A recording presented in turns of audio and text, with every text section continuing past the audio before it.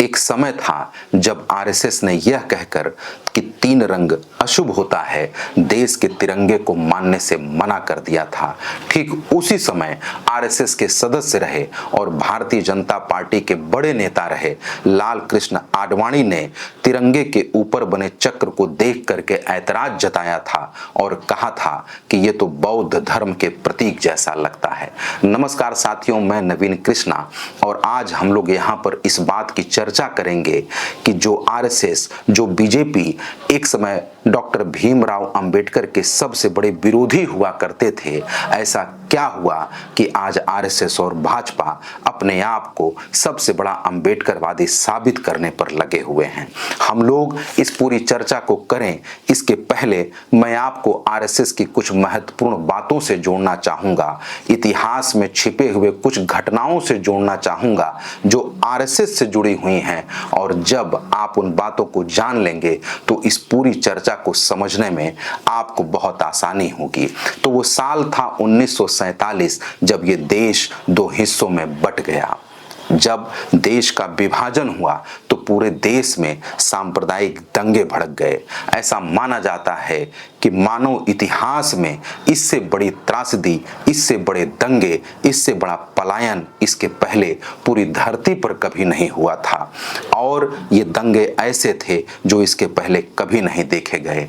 और इन दंगों में आरएसएस के ऊपर ये आरोप लगा कि आरएसएस के भाषण और उनकी गतिविधियां सांप्रदायिक जहर फैला रहे हैं, जिसकी वजह से हिंसा और ज्यादा भड़क रही थी। इसके आगे 30 जनवरी सन 1948 का दिन आता है। ये वो दिन था जब नाथूराम गोडसे ने महात्मा गांधी की गोली मार करके हत्या कर दी गई। जब देखा गया तो ये पाया गया कि नाथूराम गोडसे आरएसएस का सदस्य था, और जब आरएसएस के लोगों को महात्मा गांधी के हत्या की खबर पता चली तो उन्होंने कई जगहों पर मिठाई बांटी थी और जश्न मनाया था। आरएसएस की इन हरकतों को देख करके पूरे देश में आक्रोश का माहौल फैल गया। दंगे पहले से ही हो रहे थे, स्थितियां और ज्यादा बिगड़ गईं। तो उस समय देश के पहले गृह मंत्री थे सरदार वल्लभ भाई पटेल। उन्होंने आरएसएस की इन हरकतों को देखते हुए 4 फरवरी 1948 को आरएसएस पर बैन लगा दिया।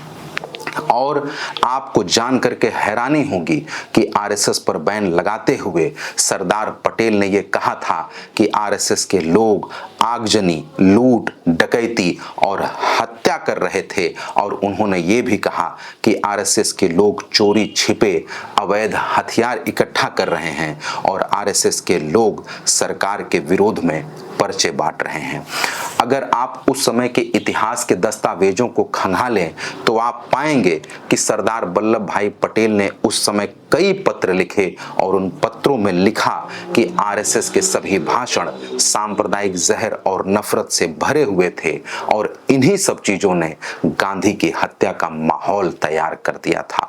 सरदार पटेल ने हिंदू महासभा और आरएसएस को चेतावनी दी थी कि उन लोगों की बदले की भावना ने, आरएसएस के बदले की भावना ने पूरे देश के बहुत सारे निर्दोष लोगों को हिंसा की आग में झोंक दिया है। यही नहीं, सरदार पटेल ने उस समय आरएसएस के प्रमुख रहे एमएस गोलवलकर को पत्र लिखकर कहा था कि आपको आरएसएस की गतिविधियां आपके आरएसएस की गतिविधियां खतरनाक हैं जो नफरत और सांप्रदायिक हिंसा को जन्म देती हैं, और लिखा था कि आरएसएस को राजनीति से दूर रहना चाहिए। यही नहीं, सरदार पटेल ने हिंदू महासभा के नेता श्यामा प्रसाद मुखर्जी को पत्र लिखा और कहा था कि आरएसएस की गतिविधियां सरकार के अस्तित्व के लिए खतरा बनी हुई हैं। जब से मैंने इनके ऊपर बैन किया है ये और ज्यादा उग्र हो गए हैं, और इन्हीं लोगों की उग्रता की वजह से गांधी की हत्या का माहौल बन गया। ये बैन 18 महीने तक चलता रहा। बाद में आरएसएस के जो प्रमुख गोलवलकर थे उन्होंने पटेल से मिलने का समय मांगा, दूसरी बार में मुलाकात तय होती है और जब मुलाकात हुई, गोलवलकर जब सरदार वल्लभ भाई पटेल के सामने बैठे तो उन्होंने पटेल से ये वादा किया कि हम आपसे वादा करते हैं कि आज से आरएसएस के लोग भारत के संविधान को मानेंगे, आज से आरएसएस के लोग भारत के तिरंगे को भी मानेंगे, हम सांप्रदायिक हिंसा का रास्ता छोड़ देंगे और लोकतांत्रिक ढंग से काम करेंगे। तब जाकर के सरदार वल्लभ भाई पटेल ने आरएसएस के ऊपर से प्रतिबंध हटाया था। इन पूरी बातों को, इस छोटी सी कहानी को बताने का मेरा उद्देश्य इतना था कि हम लोग आरएसएस के आवरण को समझ लें, उसके नेचर को समझ लें। अब हम लोग इस बात पर आते हैं कि अंबेडकर और आरएसएस उस दौर में कहां खड़े थे। तो आरएसएस की स्थापना हुई थी सन 1925 में। आरएसएस अपनी स्थापना के समय से ही हिंदू और हिंदुत्व की राजनीति किया करती थी और ठीक उसी समय इस देश की धरती पर दलितों के मसीहा डॉक्टर भीमराव अंबेडकर भी थे, जो हिंदू धर्म में व्याप्त कुरीतियों के खिलाफ काम कर रहे थे, आडंबर को दूर करने के खिलाफ काम कर रहे थे, पाखंडवाद के खिलाफ काम कर रहे थे और उनके इन सारे कामों का विरोध कोई और नहीं, यही आरएसएस, यही जनसंघ, इसी जनसंघ से बाद में भाजपा निकली, यही आरएसएस और यही जनसंघ के लोग कर रहे थे। और उसका कुछ मैं आपको उदाहरण बताता हूं कि जब 1950 में डॉक्टर अंबेडकर कानून मंत्री हुआ करते थे तो उन्होंने हिंदू महिलाओं को समान अधिकार दिलाने के लिए हिंदू कोड बिल पेश किया, लेकिन आरएसएस और जनसंघ के लोगों ने इस हिंदू कोड बिल का जबरदस्त विरोध किया और ये इतिहास के पन्नों में दर्ज किया गया कि 12 दिसंबर 1949 को इन लोगों ने, आरएसएस के लोगों ने दिल्ली के रामलीला मैदान में बहुत बड़ी जनसभा बुलाई। उस जनसभा में इनके नेताओं ने जो भाषण दिया वो आपको सुनना चाहिए। वहां पर यह कहा गया कि ये हिंदू कोड बिल हिंदू समाज पर परमाणु बम की तरह है और इस बिल से भारत की सभ्यता और संस्कृति खतरे में आ जाएगी। और ये कहते हुए वहां पर उस पूरे रामलीला मैदान में गांधी, नेहरू और डॉक्टर भीमराव अंबेडकर का पुतला जलाया गया। अब आप जरा सोचिए कि जिन लोगों ने कभी डॉक्टर अंबेडकर का पुतला जलाने का काम किया था, आज जब वो अंबेडकरवादी बनने की कोशिश करते हैं तो सहज ही हंसी आती है। अब हिंदू कोड बिल को लेकर के इतना ज्यादा प्रोपेगेंडा उन्होंने फैलाया, लेकिन हिंदू कोड बिल था क्या, एक मिनट में जरा हम लोग इसको भी समझ लेते हैं कि अंबेडकर चाहते क्या थे, उस बिल में ऐसा क्या था। हिंदू कोड बिल में बाल विवाह पर रोक थी, एक से ज्यादा विवाह करने पर रोक थी। हिंदू लोग एक पत्नी के रहते दूसरा विवाह नहीं कर सकते थे। महिलाओं को भी तलाक लेने का अधिकार दिया गया और पति की संपत्ति में महिलाओं को भी हिस्सा दिया गया। बेटियों को बेटों के समान संपत्ति में हिस्सा देने की बात थी और विधवा महिलाओं को भी पति की संपत्ति में अधिकार मिलना था। महिलाओं को बच्चों को गोद लेने का अधिकार था और गोद लिए हुए बच्चे को भी संपत्ति में अधिकार मिलने की बात थी। अब आप सोचिए कि जो मुद्दे महिलाओं के सम्मान और अधिकार से जुड़े थे, उसके विरोध में एक समय पूरी जनसंघ और आरएसएस खड़ी थी। और आज यही लोग जब नारा देते हैं कि बेटी बचाओ बेटी पढ़ाओ, तब आपको समझ में आना चाहिए कि ये सियासत किस कदर अपना चोला और रंग बदलती है। हालांकि उस समय हिंदू कोड बिल पास नहीं हुआ और उससे नाराज होकर के डॉक्टर भीमराव अंबेडकर ने इस्तीफा दे दिया, लेकिन बाद में नेहरू सरकार ने इसे अलग अलग बिलों में, 4 अलग अलग बिलों में विभाजित करके इसको प्रस्तुत कर दिया, जो आज भी चल रहा है, जिसमें Hindu marriage act 1955, Hindu succession act 1956, Hindu minority and guardianship act 1956, Hindu adoption and maintenance act 1956। ये कानून, चारों कानून 26 जनवरी 1957 से लागू हो गए थे और इन चारों कानूनों का आधार अंबेडकर के द्वारा लाया गया वही हिंदू कोड बिल था जिसका विरोध आरएसएस और उस जमाने के जनसंघ ने किया था। एक दूसरी घटना पर आते हैं। जब संविधान बन रहा था तो उसके पहले 30 नवंबर 1949 का दिन था। संविधान सभा में आरएसएस ने डॉक्टर भीमराव अंबेडकर के ऊपर जबरदस्त हमला बोला। मूल बात यह थी कि आरएसएस कभी भी संविधान सभा में डॉक्टर अंबेडकर की इतनी बड़ी भूमिका को पचा ही नहीं पा रही थी, उसको हजम ही नहीं हो रहा था कि ये इंसान इस देश का संविधान लिख रहा है।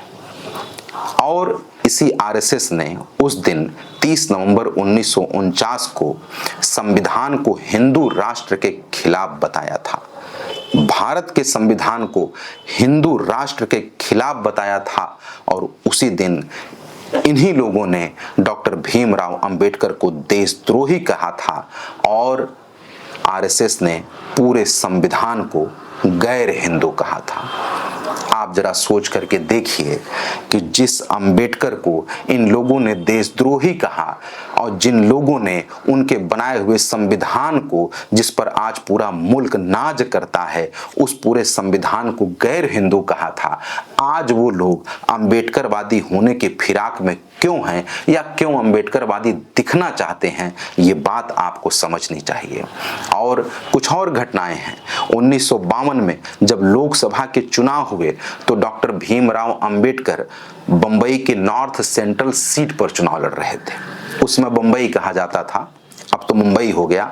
तो 1952 में जब लोकसभा का चुनाव हुआ तो डॉक्टर भीमराव अंबेडकर बंबई की नॉर्थ सेंट्रल सीट से चुनाव लड़ रहे थे। उनको हराने के लिए पूरी आरएसएस, पूरा जनसंघ उनके विरोध में प्रचार करने उतर गया और पूरे चुनाव में इन लोगों ने डॉक्टर भीमराव अंबेडकर को अंग्रेजों का एजेंट बताया और ये बता बता करके पूरे चुनाव में उन्हें बदनाम करने का काम किया।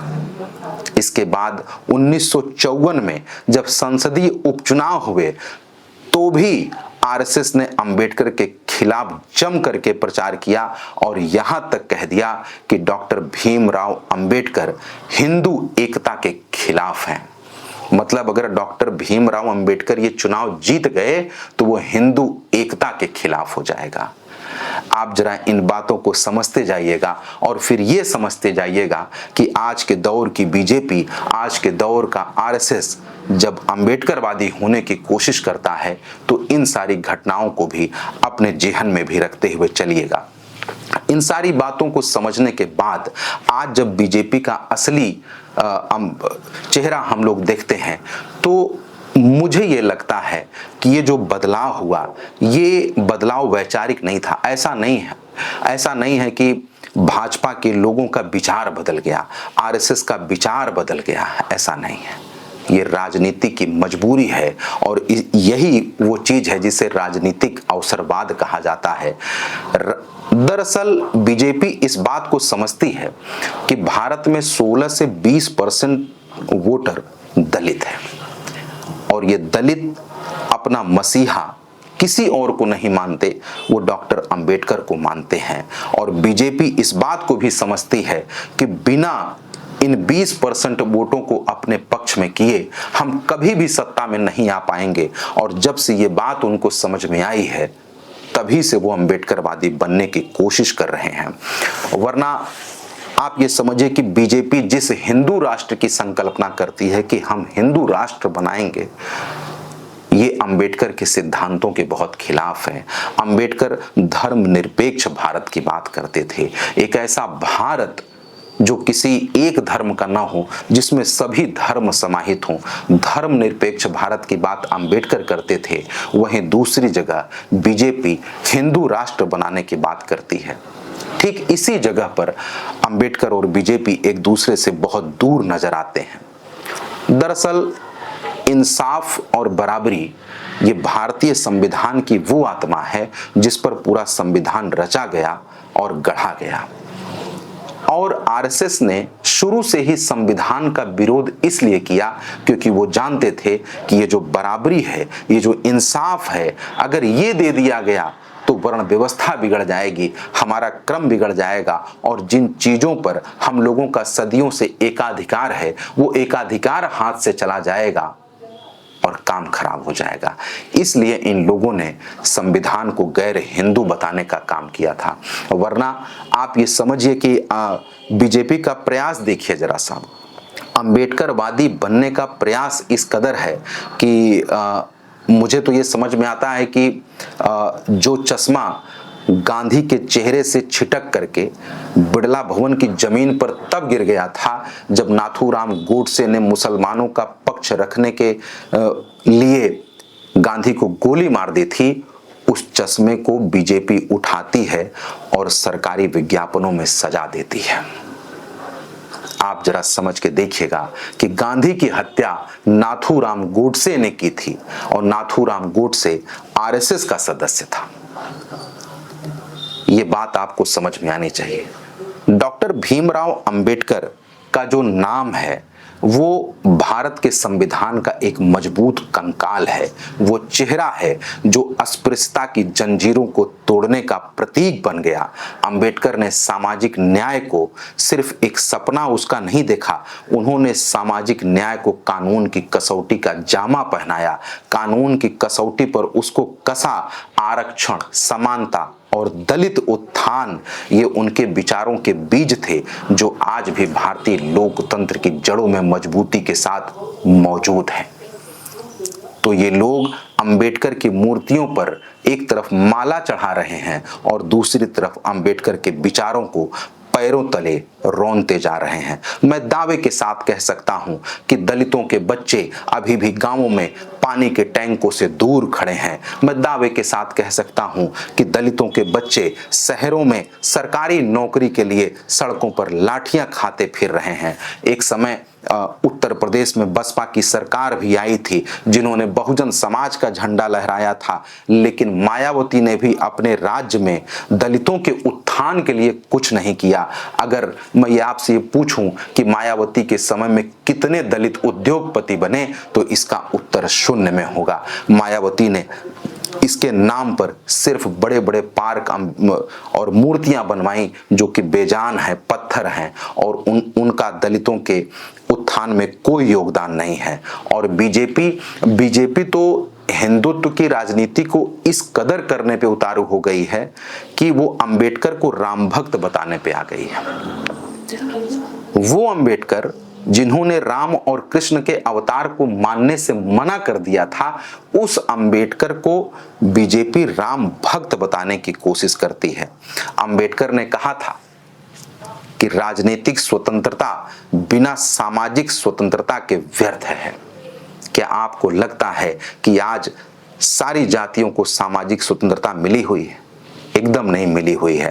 अंबेडकर ने चेतावनी दी थी कि जाति व्यवस्था को खत्म कर दो वरना ये लोकतंत्र को खोखला कर देगी। लेकिन अगर आज की सियासत को आप देखेंगे तो आज की पूरी सियासत जाति व्यवस्था पर ही केंद्रित है, जाति व्यवस्था पर ही आधारित है। जाट आरक्षण के नाम पर हरियाणा जल जाया करता है, पटेल आरक्षण के नाम पर गुजरात जल जाया करता है और जब दलितों की बात आती है तो केवल अनुसूचित जाति का ठप्पा लगा करके उनको हाशिए पर ढकेल दिया जाता है। मैं साल 2020 की हाथरस की एक घटना का आपको याद होगा, हाथरस का कांड हुआ था। योगी सरकार ने दलित पीड़िता के शव को रातों रात जला दिया था। तो जब ऐसा हुआ था तो आप सोचिए कि उस समय सामाजिक न्याय कहाँ चला गया था। अगर अंबेडकर होते और इन चीज़ों को देख रहे होते तो वो आज बैठ करके रोते कि कहाँ गया मेरा अनुच्छेद 15 जिसमें उन्होंने लिखा था कि सबको सामाजिक न्याय सम्मान मिलेगा, समानता मिलेगी। लेकिन आज वो अनुच्छेद 15 केवल कागज का टुकड़ा बन करके रह गया था। अंबेडकर ने ये भी चेताया था कि लोकतंत्र तभी जीवित रहेगा जब अल्पसंख्यक मजबूत हो। और जब बीजेपी की सरकारों में अल्पसंख्यक के हितों की बात करता हूं तो मुझे बेहद हैरानी और हंसी आती है। मुझे वो पहलू खान याद आता है जिसको 200 लोगों ने घेर करके मार दिया था। न जाने कितने लोगों की मॉब लिंचिंग याद आती है अल्पसंख्यकों के नाम पर। अंत में, इस वीडियो के अंत में मैं आपसे सिर्फ एक सवाल के साथ मैं आपको छोड़ करके जाना चाहता हूं। आप जरा बताइए कि आज अगर अंबेडकर जिंदा होते तो क्या वो भारत की संसद में बैठे होते या फिर सड़कों पर उतर जाते अपनी ही क्रांति को जिंदा करने के लिए। बहुत शुक्रिया, बहुत धन्यवाद।